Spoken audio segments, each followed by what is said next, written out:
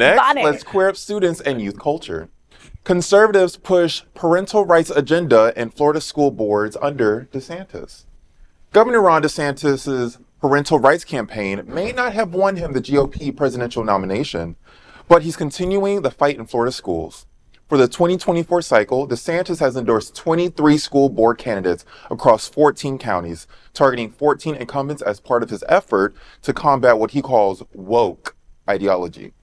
The debate is centered on parental rights, a movement emerging from opposition to pandemic school measures and now focusing on classroom instruction about identity, race, and history.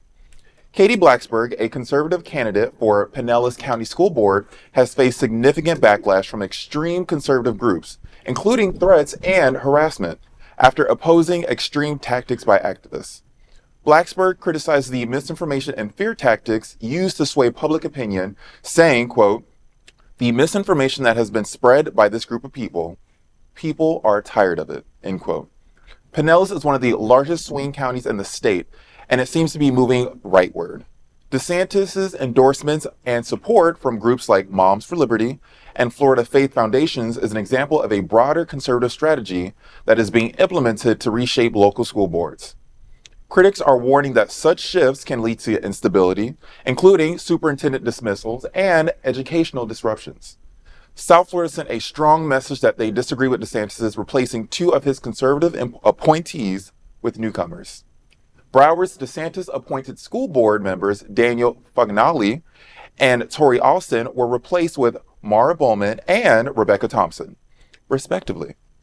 The outcome of the August 20 election could significantly impact Florida's educational landscape. Now, I didn't have a whole lot to contribute to this conversation, but reading it for the 4th time, the lady Blaxberg, what's her name is? The fact that even she, as an extreme right-wing conservative, can recognize hey, this is a little ridiculous. I don't like these tactics that we're going along with. It's moments like these where you realize it's not a huge conglomerate that is attacking us. It's a grouping of individuals who are like-minded, who want to attack us. But then at certain points, some people will come to their senses and be like, well, I have this stance and I believe in it, but if we have to go in such a vile direction to get to our point, maybe this isn't the way to do it or what I think it's meant for. People truly have their religious beliefs and their conservative beliefs, but will not undermine, lie, trick, or steal to get their point across. They will just say it and push it.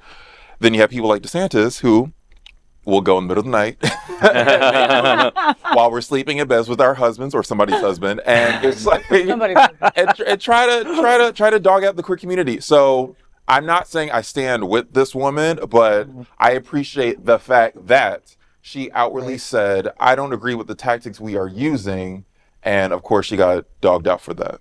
Yeah, and they replaced two brown people for 2 white cisgendered white women. So really? They sure totally did. And this also kind of goes back to what Trini was saying, right? About understanding the verbiage when it comes to don't say gay. They explained it to people that don't know gays, people that don't have gays, people that don't care about gays, right? They're going after our children and they believe it.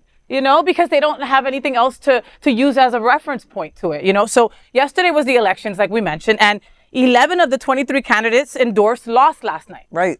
11, thank goodness, right? But 6 will still go on to November runoffs. So, like we said, this will cause a ruckus in our schools and our school boards. The governor's involvement in local school boards is unprecedented. The governors just don't get that involved with local school boards. So this is another way in which he is just showing that he's making very targeted, specific decisions and approaches and sending targeted and specific hate down into communities so that he can advance his own personal agenda. Yeah, well, the Broward County community spoke up and said, we don't want these 2 people you appointed. Yeah. We don't want them. We want to pick our own school board members because it's our children being educated.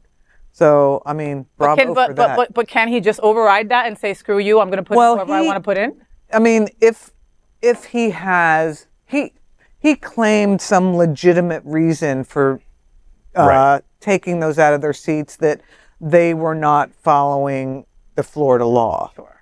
I mean, he might find a way to do it, but the more he removes people who were elected by the people, the harder it's going to be for his folks to be successful. They're not wanted. Right. And you are shoving them on us. We didn't vote for these people. We don't want them. We don't like their ideas. And this is what the campaign should be of the Democrats. Exactly. It's like if you know, if I were running, I would be saying, look, we may not agree on everything, but you know these tactics, if you decide to do all of this, as soon as the person in the opposition power is elected, then it's all going to get done to you.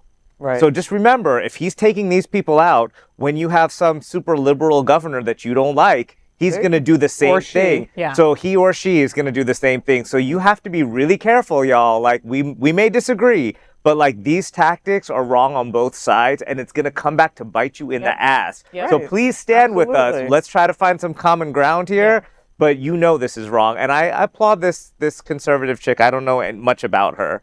But like, Yeah, you know, standing up. to at least say, look, they're going to use this against us if you keep doing this. So Right.